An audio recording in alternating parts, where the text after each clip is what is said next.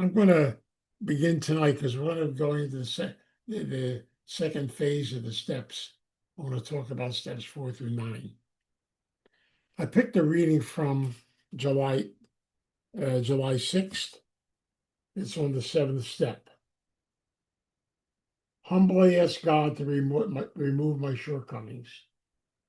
In the sixth and seventh steps of the program, we become willing to let go of our defects of character, issues, behaviors, old feelings, unresolved grief, and beliefs that are blocking us from the joy of that is ours. We not we do not have to we do not have to watch with bated breath for how and when we shall see these changes. This is not a self-help program. And this miraculous and effective program that has brought about recovery and change for millions become changed by working the steps. Today, God, help me surrender to recovery and to the process by which I become changed. Help me focus on the steps I need. Help me do my part, relax, and allow the rest to happen. I really had to read that last part. To work the steps, relax, and then let the process happen. I wanted to emphasize that and read that tonight because when we talk about steps 4 through 9, my nickname for them, I call them the working steps. It's like in the first 3 steps of the program, we lay the foundation for recovery. In steps 4 through 9, we do the work we need to do for recovery. What's so powerful about these steps 4 through 9, and it's something we have to look at, is whenever we get into doing our work, we have to approach it with the right attitude. See, these steps are not about finding out what's wrong with us. They are spiritual steps. They are to help us to become a better person, to be able to go through a healing process, a learning process, and to be able to look at the reality of our lives, how we've lived them, to be able to learn from that, to grow with it, and to be able to find the positive ways in which I can go through a healing process with it. Years ago when they talked a lot about the fourth and fifth step, back when I was a priest, a lot of times I think people looked at it almost as if it was going to confession. In fact, I've done some fifth steps with people way back in the beginning when they took 4, 5, and 6 hours to do. And I ended up with an Excedrin headache at the end of it. But I realize now we have to look at it through a different set of eyes. Finally, they're beginning to realize that the real value of doing the steps is about healing. It's about releasing. It's about making peace. It's about making settlement. So in steps 4, we do a fearless moral inventory. Now, this is a step that takes time. It's simply saying, go back into your life history, do an inventory, and be able to release the negative and be able to experience the positive. How do we do that? The thing I've learned over the years is we're as sick as our secrets. And so when you keep stuff stuffed inside of you for a long period of time, you keep things hidden. And many of us, myself included, didn't even know they were hidden, didn't even know they were there until I began to do the work. I find it really interesting when you look at this because it's almost like that fourth step is telling me, take a look at your history, but look at it through positive eyes. How can I learn from the past? How can I develop myself from it? How can I learn from the mistakes I've made, from the things I've experienced? And how can I be able to face them, embrace them? You can't get rid of your past. I'm sorry. It's part of your history. But you can learn positive lessons by going through a healing process. You do that in the fifth step by being able to share it. Now, I told you the story, and to me, there's two stories I'm going to share with you. One story is a lady I met when she was 63 years old. She came to see me when I was a priest. She came because she basically had a lot of secrets. And she came to me and she said, I've never told anybody some of the stuff I've experienced. I've kept it inside of me for a long period of time. I've gone through 4 marriages. I've gone through 3 addictions. My life has been miserable. And I know now I can't keep it inside anymore. She told me, she said, she was severely, severely abused. She was beaten as a child. She was abandoned. Her life was a total, total train wreck. But she had kept that secret inside of her. Once she started to talk about it, once she began to get it out, it's like this relief comes along.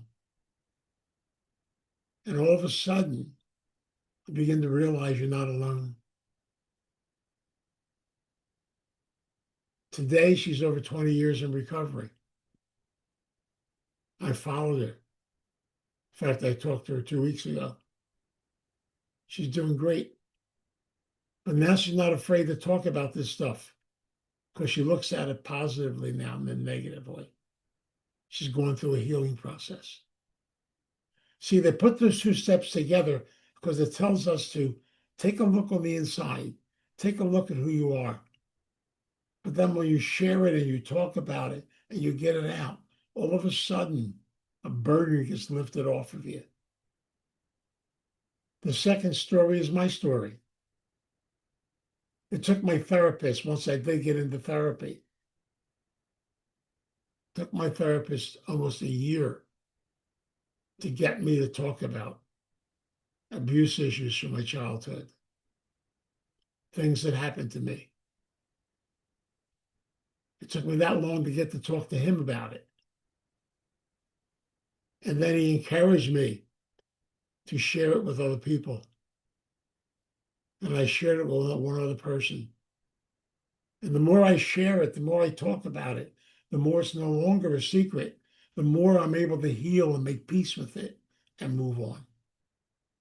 Today, I can talk to people at a lecture about it. I can talk to recovering people in my meetings about it. It opens up the door. It opens up the door to be able to see what's going on in your life. No matter what goes on, no matter what's happening in our life, the hurt, the pain, the stuff that we go through, we need to be able to share it. We have to share it with people that we trust. So the 5th step says, share it with yourself, share it with God, share it with another human being, share it with people that you trust. Because remember this, and always keep this in the back of your mind. Your whole entire life, past, present, and future, is a walking, living prayer. It's a living prayer of your journey and your life, because each of us is precious in the eyes of the Creator. And that's where the 6th and 7th step come into play, to make a list of our defects of character. Now, sometimes that sounds negative, but it's not. We all have defects. But remember something which is really important. For every defect, there's an asset.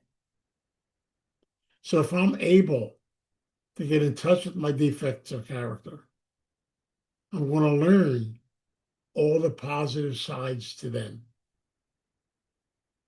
You know, I marvel at this because I realized in my own life when I was a child and through high school, through college, even through graduate work, I was always a C student.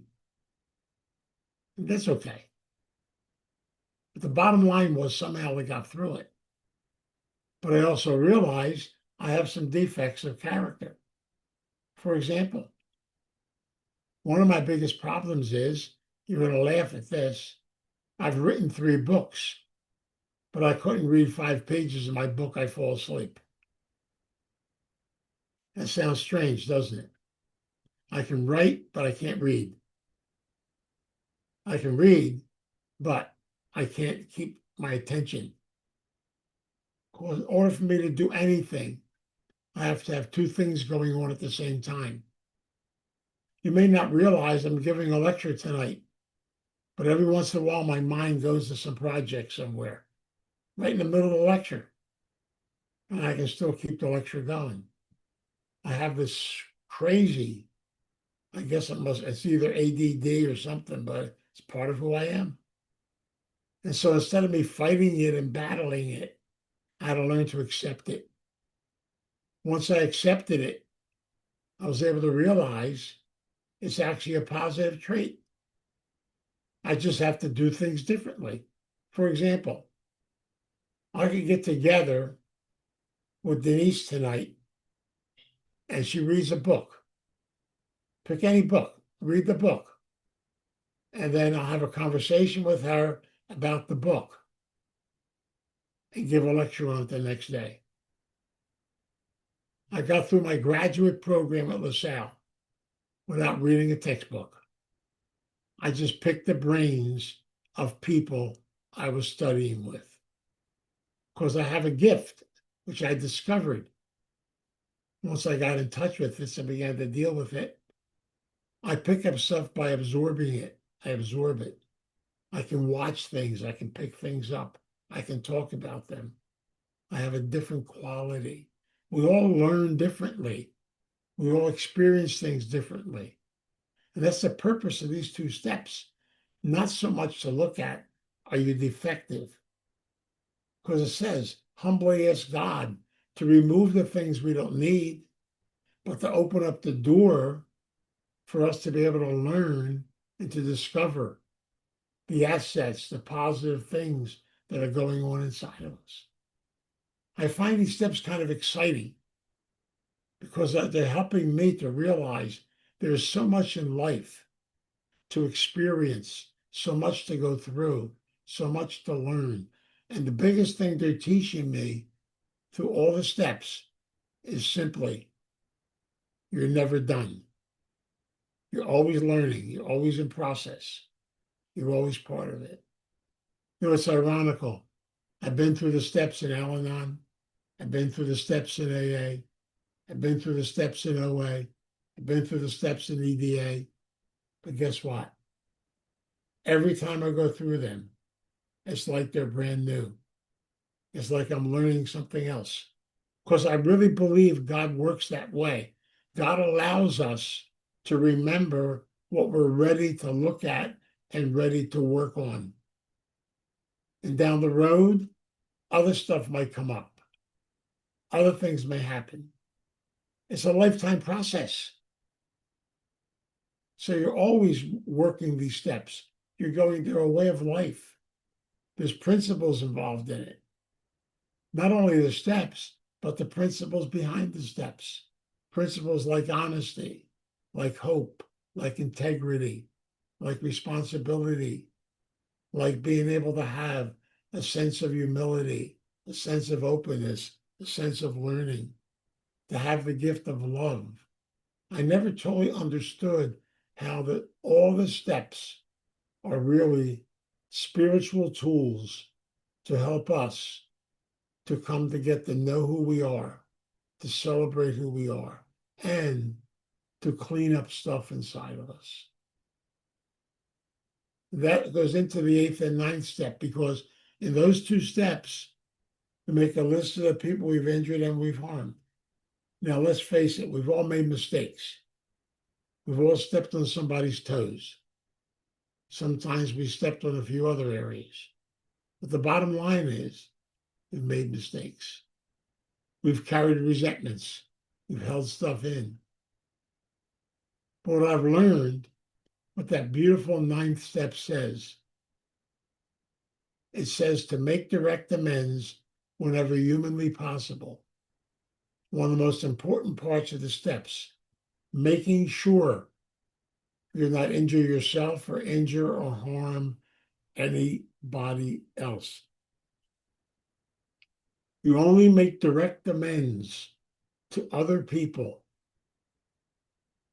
if, or situations, if the person is open to participate in the process with you, and if it will be a good situation for them as well as for you. The step is about healing. It's not about saying, oh, I hurt you way back when I was 11 years old. So I'm going to come to your house and knock on the door and say, I'm here to make amends. And they're going to say, who the hell are you? And it's crazy. We don't do it that way. We have to learn a difference between what I call direct amends and indirect amends. See, direct amends you make whenever it's humanly possible. But again, you don't open up Pandora's box.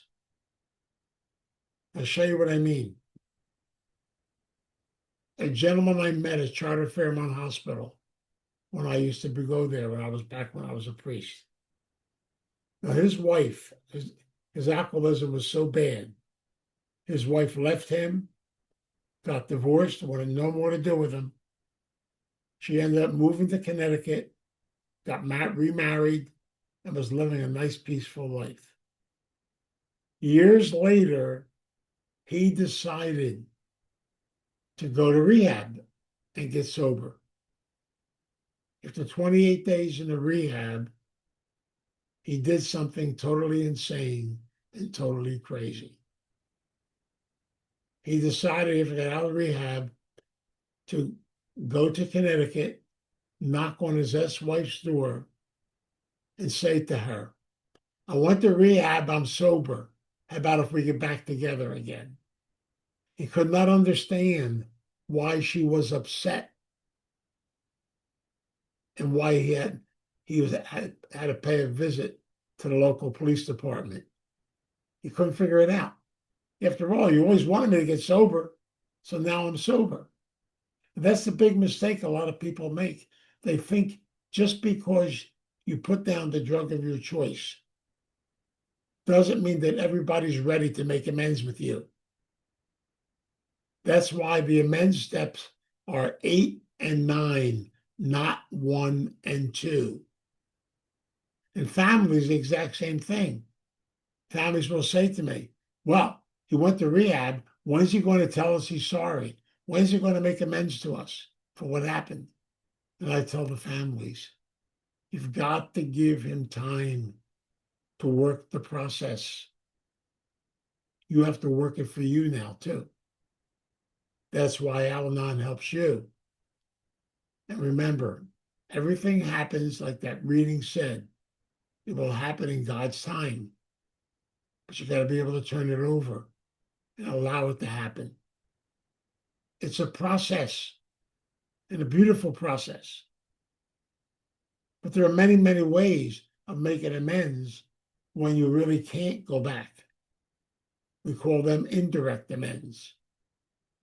I'll give you an example. A good friend of mine today, when he was in his active drug addiction, he lived in North Philadelphia.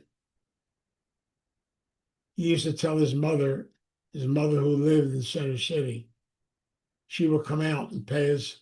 She would enable him like crazy. She would pay for his apartment. She would bring bags of food, put it into his apartment. He used to call her names, tell her he hated her. Oh, it was horrible. He was high all the time, crazy and insane. She enabled him. They had this sick relationship. Somehow, some way, he got into the army and went to Vietnam. While he was in Vietnam, he got a message that his mother had died. And he actually said, when I heard that, I said, good riddance to the old bitch. When he finally got out of Vietnam, he went to the VA hospital in Coatesville, went through the rehab program, got himself straightened out, and I met him at the South Philly clubhouse. Got to know him for a while. He had a great sponsor, worked the steps. But then when it came to the eighth and ninth step, he approached me one day and he said, what do I do? How do I make amends to my mom? So a few of us got together. He wrote a letter to his mother asking her forgiveness. We took him to the cemetery. We went to her grave. We all knelt down at the grave. He read the letter to his mother. We had a prayer service at the grave. And he took the letter and made sure nobody was looking, of course, at the cemetery, we dug a little hole and stuck the letter in and buried it. We did closure. He spiritually made amends. You have to realize there's different ways things can be worked out. And that's why I try to tell people, don't ever work the eighth and ninth step without guidance and without direction. Please don't do it on your own. Get guidance, get direction. Everything takes time. My good buddy Lou, in his active addiction, he had 4 young boys. And really, because of addiction, he never experienced their process of growing up. His wife divorced him. He was in his addiction for a long period of time. And finally, when he did get sober, and his life did begin to change, his 4 boys wanted nothing to do with him. They were disgusted with him. It took a while. And I said to him, I said, Lou, don't push it. Just send them birthday cards, send them Christmas cards, send a little present. Keep telling them that you love them. Just keep working on yourself. Just keep growing. Give it to God. Give it time. It took him 2.5 years till finally his youngest son got in touch with him. And for the first time, he was able to reconnect with his youngest son. He was able to make amends. For the next 3.5 years, he was able to reconnect with his other sons too. But it took a long time. That's why I say you have to give it to God and let it go. And realize things happen when they're supposed to happen. I've told you the story about the priest I lived with, who basically contacted me when he got into AA and asked if he could come and spend time with me to make amends. I met him for lunch. Not only did he make amends to me for what happened in the rectory, I made amends to him because I had so much anger towards him over everything. And that worked out really well because we were both ready to do it. See, I've learned this, and I learned that we need direction. We need guidance. Working the steps and the working steps themselves, I'm explaining them tonight in 35, 40 minutes. But you can't work them that way. It doesn't work. Because you're going to have to realize it's a process you're going through. It's stuff that you have to experience. And it's stuff that basically will take time. And that's why I say, as you work the steps in your life, you work them in conjunction with your higher power, realizing that God's in charge, the God of your understanding. You see, there's components that go to the steps that are so important. One is your relationship with a higher power, your relationship with self, and yet we have to be able to go back and look at the principles that are behind the steps, the principles of recovery. And the principles are honesty, hope, humility. The principles are integrity. The principles are responsibility, learning, loving, developing myself. What I'm doing is, by living the principles of this program, what I'm actually doing is taking responsibility for my life, being able to look at life, being open to listen, to get guidance, to get direction, and to realize I can't do this by myself. You've heard the phrase so many times, it takes a village to raise a child. Well, it takes a recovery community to put most of us back together again. We're not islands. We can't do it alone. We need people in our life. So we have to become more aware. We have to become more acceptance, more open, be able to finally look at this. And we have to be able to realize the value of being able to keep ourselves growing, keep ourselves learning.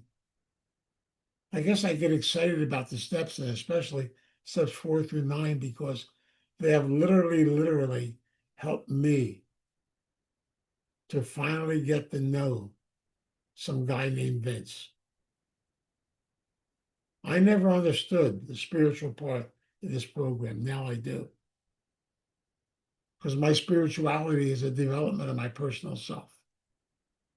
And these steps are a guidance, they're a direction, they're a godsend to give us the principles to live by, to give us a direction in which way to go.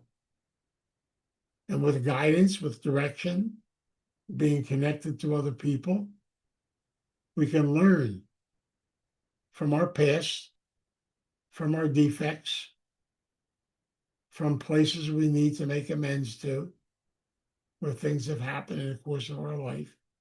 And always remember, we're as sick as our secrets. You got to get it all out of you. A good friend of mine described doing this work. He described it to a apple barrel. It only takes one rotten apple, a piece of a rotten apple, and the barrel still stinks.